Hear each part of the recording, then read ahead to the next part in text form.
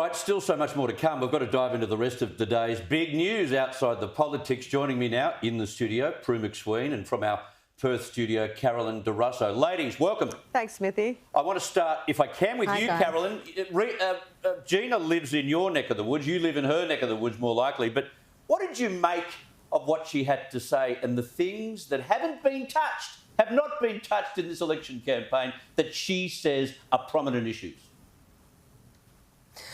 Well, she was pretty sensible, wasn't she, Chris? And look, there's a lot of people who like Gina Rinehart. There's a lot of people who aren't particular fans of Gina Rinehart. But what goes without saying is that she runs an incredible business here in Western Australia. She produces a lot, she employs a lot of people, and she pays an absolute boatload full of tax. And that's obviously before you get to the philanthropy, which you were talking about earlier. Everything she talked about was sensible.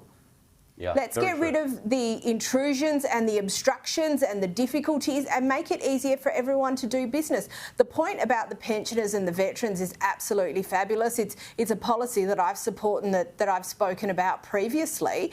We've got a labour shortage in this country, and if there are older people who are willing to work and who want to work, why aren't we making the most of the experience that we've got here while we're in the process of training younger people or allowing people to migrate from overseas? The experience is sitting there, use it. Yeah, it's a no-brainer. It works in New Zealand, we should be doing it here. What were your views as you sat there listening to Gina Rinehart? Well, I think she hit it right on the head with national security and economy. They are the two no-brainer issues. If you don't have an Australia, what do you got? Exactly. The other thing I was thinking is, why haven't we got intelligent enough, less ego-driven politicians to go and talk to someone like her and Dick Smith and all these other successful businessmen, because half of them have never worked in a business before.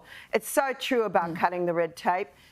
You look at Albanese wanting wage growth. He doesn't understand the basics, that we need to get business moving so we can employ more and reward staff more. That's not been his life experience. It hasn't. Wouldn't know. But as a business owner, I know how hard it is, and the tax I'm paying, where I could be paying another 3 people their wages. Yeah. So I think that, it's just very sad that we have this popularity contest now. We've got people who really don't like Morrison, and they're going to punish the rest of us, as far as I think that could be I hope I'm wrong.